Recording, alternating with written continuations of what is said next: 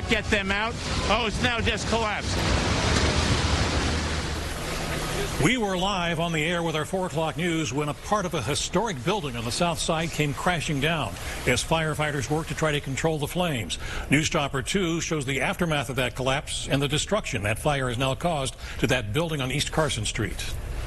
The fire has been burning now for several hours, and smoke continues to fill the air. And the city is urging everyone to just avoid that area as crews start assessing all of the damage there.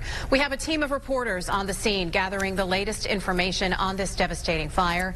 Andy Sheehan, Nicole Ford, and Jennifer Barrasso are there as crews continue to battle the blaze. We begin with Andy. He was there the moment, as you saw, that building collapsed. And Andy, what are you learning now? We are following 2 big breaking stories at 6. A garbage truck crashed into a home in Etna, and at least 1 person is hurt there. And in Munhall, crews are on the scene of a fatal fire. That fire is at a home on Andrew Street. Pam Serrano is there and joins us live now. Pam, what have you been able to find out? Ken and Kim, the fire is now out, but a witness told us when our crew arrived that it almost looked like someone had poured gasoline on this home. It was engulfed in flames. Gun violence continuing to plague Pittsburgh and surrounding communities. 6 shootings in 24 hours. The gunfire began in Homewood with a 6-year-old girl shot. Then a man shot in East Hills and a 15-year-old boy shot in Edgewood. The violence continued into the night. Another shooting near Children's Hospital, then in Larimer and near the South Side. Police so far have made 1 arrest. 22-year-old Gerald Porter is charged in connection with the shooting in Lawrenceville. And people are saying enough is enough. KDK investigator Andy Sheehan looks at what's behind this surge in violence and what might be done to stop it.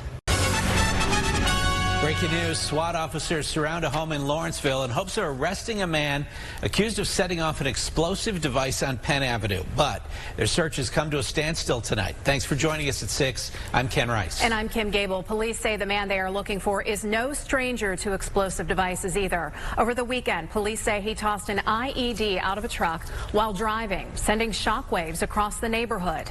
Andy Sheehan is live right now with the latest on the search efforts and what other incidents police say the man may be connected to. Andy. We are following several major developments from the state. Governor Wolf is now loosening some coronavirus restrictions, including capacity limits at indoor and outdoor events. Travel restrictions are also being tossed out. That means if you do leave the state, you will no longer be required to provide a negative COVID-19 test or quarantine as requested by the state. And it is something that local leaders have been pushing. Vaccinating teachers. Now teachers are moving up in line to the state's Phase 1A group. The governor says the changes come as coronavirus cases are dropping and more people are being vaccinated. Thank you for joining us. I'm Stacy Smith. And I'm Kim Gable. So when will teachers be able to get vaccinated? And what do all of these changes mean for you? We have team coverage on all of the angles today. Nicole Ford is breaking down changes to capacity limits. And Megan Schiller and Andy Sheehan are getting reaction to teachers moving up on the vaccination list. We begin tonight with Nicole Ford, who's talking to folks who welcome these changes. Nicole. 1 year ago today, the world watched as George Floyd died at the hands of a Minneapolis police officer. Get off of his neck! The video of his death sparked outcries for justice. No justice! Protests and anger broke out across the United States, overseas, and here in Pittsburgh. I'm standing there, but I can't breathe! Months later, We, the jury, in the above entitled matter. Derek Chauvin is found guilty of killing Floyd. But the push for police reform continues 1 year later. And in Minneapolis today, family members of George Floyd paid tribute to his life. Hours earlier, a shooting broke out at the intersection where Floyd died. At least 1 person was injured. And in Pittsburgh, a demonstration is being held at Westinghouse Park in Point Breeze. And people began gathering there about an hour ago. Their goal is to reflect on the past year and on Floyd's life. Royce Jones is live in Point Breeze with a look at the service there now. Royce. Winter storm is here. The flakes continue to fly, but for how much longer and how much can you expect when all is said and done? As the snow comes down, road conditions are getting worse, putting people in danger. We have live team coverage tracking the conditions where you live. Why has the U.S. Attorney's Office in Pittsburgh been investigating Hunter Biden? Where does that investigation go from here? I'm Andy Sheehan at the federal courthouse. I'll try to answer those questions coming up. Healthcare workers are rolling up their sleeves to get a coronavirus vaccine, but our veterans want to know, when will it be their turn? KDK News at 6 starts right now. Live from the KDKA Broadcast Center, this is KDKA TV News at 6. Snow is slamming southwestern Pennsylvania tonight. Crews have been out there working nonstop to keep the roads clear, but the snow keeps coming down quickly. In Oakland, slick streets caused somebody to fall. Many side streets as of this afternoon had yet to be touched by a plow. And look at this in Collier Township, a close call caught on camera.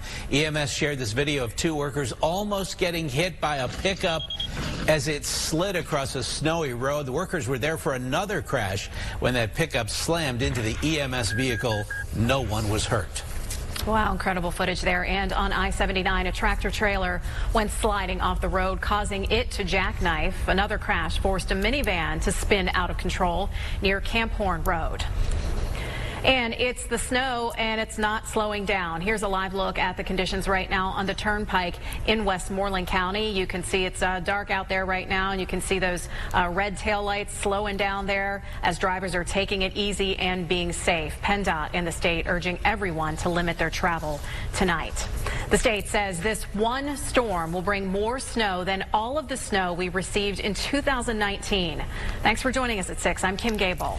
And I'm Ken Rice. Governor Tom Wolf has issued a disaster proclamation due to the storm, and there is a lot to cover. We have a team of reporters out there tracking the latest conditions. We're going to begin this hour, though, with an update from meteorologist Ray Petlin. Ray. Yeah, we've been seeing this heavy snow moving through Pittsburgh right now. This started out in the western parts of the viewing area out towards Washington County.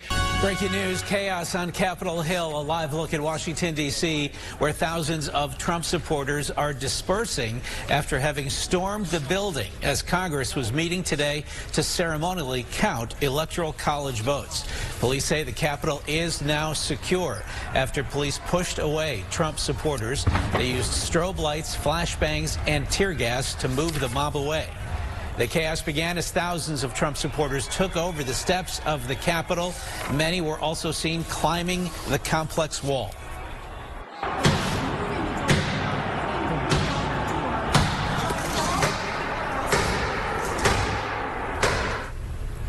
Yeah, just unbelievable. From there, rioters made their way into the Capitol building itself, breaking a window and breaching security. Lawmakers evacuated the Senate chamber as protesters broke in. The House Minority Leader himself minutes later declaring that help was needed there. The mob waving flags and walking throughout the Capitol building. We are less than a day away from the presidential election, and on the eve of the election, all eyes are on Pennsylvania. President Trump, Vice President Mike Pence, Democratic presidential nominee Joe Biden, and Vice presidential candidate Kamala Harris are all in the state trying to make a final push to voters. And the fight for Pennsylvania is dominating both campaigns with just hours now to go. Good evening, and thank you for watching KDKA News at 6. I'm Stacey Smith. And I'm Kim Gable. The candidates are making their voices heard with rallies happening across the region today. From Westmoreland to Beaver and Pittsburgh, we have team coverage tonight covering all of the campaign stops, what you need to know to make sure your ballot counts, and the ongoing legal battles as well. We begin tonight with Royce Jones, who is live in Homewood, where Joe Biden has just arrived there for a rally. Royce.